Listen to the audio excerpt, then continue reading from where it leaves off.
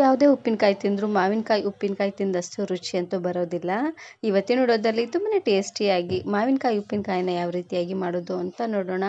ಹಾಗೆಯೇ ಈ ರೀತಿಯಾಗಿ ಮಾವಿನಕಾಯಿ ಉಪ್ಪಿನಕಾಯಿನ ಮಾಡಿಕೊಂಡು ಆರಾಮ್ಸೆ ಆಗಿ ನೀವು 3 ವರ್ಷವರೆಗೂ ಸ್ಟೋರ್ ಮಾಡಿ ಇಟ್ಕೋಬೋದು. ಸಖತ್ ಟೇಸ್ಟಿಯಾಗಿರುತ್ತೆ ಅಂತಲೇ ಹೇಳ್ಬೋದು. ಹಾಗಾದರೆ ಬನ್ನಿ ತಡ ಮಾಡದೆ ರೆಸಿಪಿನ ಶುರು ಮಾಡೋಣ. ಇದನ್ನು ಮಾಡಲಿಕ್ಕೆ ನಾನಿಲ್ಲಿ ಮೀಡಿಯಮ್ ಸೈಜಿನ ಮಾವಿನಕಾಯಿನ ತಗೊಂಡಿದ್ದೀನಿ. ಆದಷ್ಟು ಈ ರೀತಿಯಾಗಿ ಪೂರ್ತಿ ಕಾಯಾಗಿರುವಂತಹ ಮಾವಿನಕಾಯಿನೇ ತಗೊಳ್ಬೇಕು. ಇದರಲ್ಲಿ ಸ್ವಲ್ಪನೂ ಯೆಲ್ಲೋ ಕಲರ್ ಇರಬಾರ್ದು, ಪೂರ್ತಿ ಈ ರೀತಿಯಾಗಿ ಹಸಿರಾಗಿರುವಂತಹ ಮಾವಿನಕಾಯಿನೇ ತಗೊಳ್ಳಿ. ಇವಾಗ ನಾನಿಲ್ಲಿ ಮಾವಿನಕಾಯಿನ ಚೆನ್ನಾಗಿ ಉಪ್ಪು ನೀರಲ್ಲಿ ತೊಳೆದು ಇವಾಗ ನಾನಿಲ್ಲಿ ಕಾಟನ್ ಬಟ್ಟೆಯಿಂದ ಒರೆಸ್ಕೊಳ್ತಾ ಇದ್ದೀನಿ. ಇದರಲ್ಲಿ ಸ್ವಲ್ಪನೂ ನೀರಿನ ಅಂಶ ಇರದಂಗೆ ಚೆನ್ನಾಗಿ ಇದನ್ನು ಒರೆಸ್ಕೊಂಡು ತಗೊಳ್ಬೇಕು. ಮಾವಿನಕಾಯಲ್ಲಿ ಸ್ವಲ್ಪ ನೀರಿನ ಅಂಶ ಇದ್ರೂ ಮಾವಿನಕಾಯಿ ಉಪ್ಪಿನಕಾಯಿ ಬೇಗನೆ ಕೆಟ್ಟೋಗ್ಬಿಡುತ್ತೆ. ಹಾಗಾಗಿ ಪೂರ್ತಿ ಡ್ರೈ ಆಗೋ ರೀತಿಯಾಗಿ ಇದನ್ನು ಚೆನ್ನಾಗಿ ಒರೆಸ್ಕೊಂಡು ತಗೊಳ್ಳಿ. ಇದೇ ರೀತಿಯಾಗಿ ಉಳಿದಿರುವಂತಹ ಎಲ್ಲ ಮಾವಿನಕಾಯಿನೂ ಚೆನ್ನಾಗಿ ಒರೆಸ್ಕೊಂಡು ತಗೊಳ್ಬೇಕು. ನಾನು ಇದೇ ರೀತಿ ಬಹಳಷ್ಟು ವೆರೈಟಿ ಆಗಿರುವಂತಹ ಉಪ್ಪಿನಕಾಯಿ ರೆಸಿಪೀಸ್ನ ಅಪ್ಲೋಡ್ ಮಾಡಿದ್ದೀನಿ. ವಿಡಿಯೋ ನೋಡಿಲ್ಲ ಅಂದರೆ ಈ ವಿಡಿಯೋ ಕೊನೆಯಲ್ಲಿ ಹಾಕಿರ್ತೀನಿ, ನೋಡಿ ಚೆಕ್ ಮಾಡಿ. ನೋಡಿ ಈ ರೀತಿಯಾಗಿ ಎಲ್ಲ ಮಾವಿನಕಾಯಿನೂ ಚೆನ್ನಾಗಿ ಒರೆಸ್ಕೊಂಡಿದ್ದಾದಮೇಲೆ ಇವಾಗ ನಾನಿಲ್ಲಿ ತುಂಬನ್ನು ಕಟ್ ಮಾಡಿಕೊಂಡು ಸ್ವಲ್ಪ ಮೀಡಿಯಮ್ ಸೈಜಾಗಿ ಕಟ್ ಮಾಡ್ಕೊಳ್ತಾ ಇದ್ದೀನಿ. ಪೂರ್ತಿ ಸಣ್ಣದಾಗೂ ಬೇಡ, ಪೂರ್ತಿ ದೊಡ್ಡದಾಗೂ ಬೇಡ. ನೋಡಿ ಈ ರೀತಿಯಾಗಿ ಎಲ್ಲ ಮಾವಿನಕಾಯಿನೂ ಮೀಡಿಯಮ್ ಸೈಜಲ್ಲೇ ಕಟ್ ಮಾಡಿಕೊಂಡು ಇವಾಗ ನಾನಿಲ್ಲಿ ಸ್ವಲ್ಪ ಹೊತ್ತು ಫ್ಯಾನಿನ ಗಾಳಿಗೆ ಆರಿಟ್ಕೊಳ್ತಾ ಇದ್ದೀನಿ. ಯಾಕಂದರೆ ಇದರಲ್ಲೇ ಸ್ವಲ್ಪ ನೀರಿನ ಅಂಶ ಎಲ್ಲ ಇರುತ್ತೆ ನೋಡಿ, ಹಾಗಾಗಿ ಸ್ವಲ್ಪ ಡ್ರೈ ಆಗೋ ರೀತಿಯಾಗಿ ಇದನ್ನು ಆರಿಸ್ಕೊಂಡು ತಗೊಳ್ತೀನಿ. ಒಂದು 5ರಿಂದ 6 ನಿಮಿಷವರೆಗೂ ಚೆನ್ನಾಗಿ ಡ್ರೈ ಆಗೋ ರೀತಿಯಾಗಿ ಬಿಟ್ಟರೆ ಸಾಕಾಗುತ್ತೆ. ಸ್ವಲ್ಪ ಫ್ಯಾನಿನ ಗಾಳಿ ಇಟ್ಕೊಳ್ಳಿ, ಚೆನ್ನಾಗಿ ಡ್ರೈ ಆಗುತ್ತೆ. ಇವಾಗ ಇನ್ನೊಂದು ಅಗಲವಾಗಿರುವಂತಹ ಬೌಲಿಗೆ ಹಾಕ್ಕೊಂಡು ಫ್ಯಾನಿನ ಗಾಳಿಗಿಟ್ಟು ಪೂರ್ತಿ ಆರೋ ರೀತಿಯಾಗಿ ಹಾಗೆ ಇದನ್ನು ಬಿಡ್ತಾ ಇದ್ದೀನಿ. ಇದೆಲ್ಲ ಪೂರ್ತಿಯಾಗಿ ಆರಲಿ, ಅಷ್ಟರಲ್ಲಿ ನಾನಿವಾಗ ಮಸಾಲೆನ ರೆಡಿ ಮಾಡ್ಕೊಳ್ತಾ ಇದ್ದೀನಿ. ಮೊದಲು ನಾನಿಲ್ಲಿ ಒಂದು ಪ್ಯಾನ್ಗೆ 3/4 ಕಪ್ ಆಗುವಷ್ಟು ಸಾಸಿವೆನ ಹಾಕ್ಕೊಳ್ತಾ ಇದ್ದೀನಿ. ಸಾಸಿವೆನ ಸ್ವಲ್ಪ ಜಾಸ್ತಿ ಅನ್ನೋಂಗೆ ಹಾಕ್ಕೊಳ್ಳಿ. ಸಾಸಿವೆ ಹಾಕೋದ್ರಿಂದನೇ ಫ್ಲೇವರ್ ತುಂಬಾ ಚೆನ್ನಾಗಿ ಬರುತ್ತೆ. ಹಾಗಾಗಿ ಇವಾಗ ಲೋ ಫ್ಲೇಮ್ನೆಲ್ಲ ಇಟ್ಟು ಸಾಸಿವೆ ಎಲ್ಲ ಸ್ವಲ್ಪ ಸಿಡಿಯೋವರೆಗೂ ಬೇಯಿಸ್ಕೊಂಡು ತಗೊಳ್ಬೇಕು. ಉರಿನ ಪೂರ್ತಿಯಾಗಿ ಲೋ ಫ್ಲೇಮ್ನೆಲ್ಲ ಇಟ್ಟು ಚೆನ್ನಾಗಿ ಇದನ್ನು ಹುರ್ಕೊಂಡು ತಗೊಳ್ಳಿ. ಪೂರ್ತಿ ಜಾಸ್ತಿ ಹುರಿದ್ರೂ ಚೆನ್ನಾಗಿರೋದಿಲ್ಲ, ಸ್ವಲ್ಪ ಒತ್ತಿ ಸ್ಮೆಲ್ ಬರುತ್ತೆ. ಹಾಗಾಗಿ ಸ್ವಲ್ಪ ಹುರ್ಕೊಂಡ್ರೆ ಸಾಕಾಗುತ್ತೆ. ನೋಡಿ ಈ ರೀತಿಯಾಗಿ ಸ್ವಲ್ಪ ಕಲರ್ ಚೇಂಜ್ ಆಗೋವರೆಗೂ ಹುರ್ಕೊಂಡ್ರೆ ಸಾಕಾಗುತ್ತೆ. ಇವಾಗ ನಾನಿಲ್ಲಿ ಇನ್ನೊಂದು ಅಗಲವಾಗಿರುವಂತಹ ಪಾತ್ರೆಗೆ ಹುರಿದಿರುವಂತಹ ಸಾಸಿವೆನ ಹಾಕ್ಕೊಳ್ತಾ ಇದ್ದೀನಿ. ಹಾಗೆಯೇ ಇದ್ರ ಜೊತೆಗೆ ನಾನಿಲ್ಲಿ 1/4 ಕಪ್ ಆಗುವಷ್ಟು ಮೆಂತ್ಯ ಕಾಳನ್ನು ಹಾಕ್ಕೊಳ್ತಾ ಇದ್ದೀನಿ. ಎಲ್ಲ ಪದಾರ್ಥನೂ ಒಂದೇ ಕಪ್ಪಲ್ಲಿ ಕರೆಕ್ಟಾಗಿ ಅಳತೆ ಮಾಡಿ ಹಾಕ್ಕೊಳ್ಳಿ. ಇವಾಗ ಮೆಂತ್ಯನೂ ಸಹ ಸ್ವಲ್ಪ ಕಲರ್ ಚೇಂಜ್ ಆಗೋವರೆಗೂ ಹುರ್ಕೊಂಡ್ರೆ ಸಾಕಾಗುತ್ತೆ. ಉರಿನ ಪೂರ್ತಿಯಾಗಿ ಲೋ ಫ್ಲೇಮ್ನಲ್ಲೇ ಇಟ್ಟು ಹುರ್ಕೊಳ್ಬೇಕು.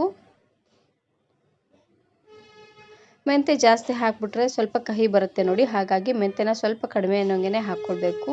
ಇದನ್ನು ಸಹ ಇನ್ನೊಂದು ಪ್ಲೇಟ್ಗೆ ಎತ್ತಿಟ್ಕೊಳ್ತಾ ಇದ್ದೀನಿ. ಹಾಗೆಯೇ ಇದ್ರ ಜೊತೆಗೆ ನಾನಿಲ್ಲಿ 1/4 ಕಪ್ಗಿಂತ ಸ್ವಲ್ಪ ಜಾಸ್ತಿ ಅನ್ನೋಂಗೆ ಜೀರಿಗೆನ ಹಾಕ್ಕೊಳ್ತಾ ಇದ್ದೀನಿ. ಅಂದರೆ ಮೆಂತ್ಯ ಕಾಳಕ್ಕಿಂತ ಸ್ವಲ್ಪ ಜಾಸ್ತಿ ಅನ್ನೋಂಗೆ ಜೀರಿಗೆನ ಹಾಕ್ಕೊಳ್ತಾ ಇದ್ದೀನಿ. ಜೀರಿಗೆ ಹಾಕೋದ್ರಿಂದ ಫ್ಲೇವರ್ ತುಂಬಾ ಚೆನ್ನಾಗಿ ಬರುತ್ತೆ.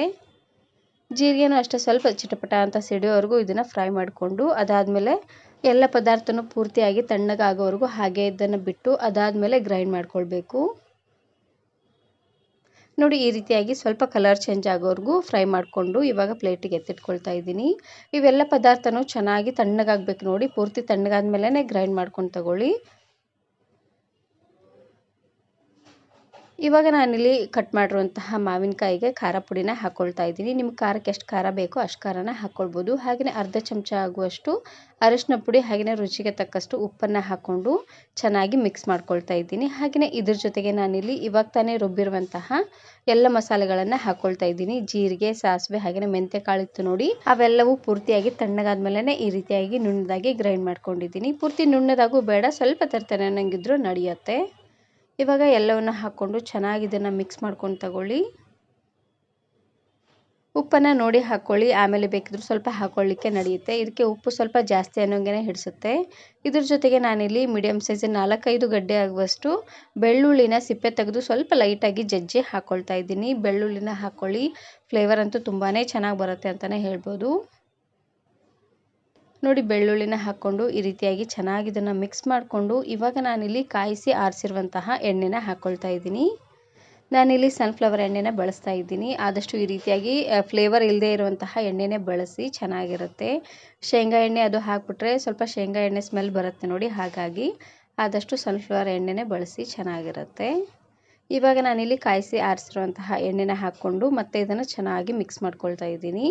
ಒಂದು ಸಾರ್ತಿ ಈ ವಿಧಾನದಲ್ಲಿ ಉಪ್ಪಿನಕಾಯಿನ ಮಾಡ್ಕೊಳ್ಳಿ, ಸಖತ್ ಟೇಸ್ಟಿಯಾಗಿರುತ್ತೆ. ಹಾಗೆಯೇ ಈ ರೀತಿಯಾಗಿ ಮಾಡಿಕೊಂಡ್ರೆ ಆರಾಮ್ಸೆ ಆಗಿ ನೀವು 2ರಿಂದ 3 ವರ್ಷವರೆಗೂ ಸ್ಟೋರ್ ಮಾಡಿ ಇಟ್ಕೋಬೋದು. ಸಖತ್ ಟೇಸ್ಟಿಯಾಗಿರುತ್ತೆ.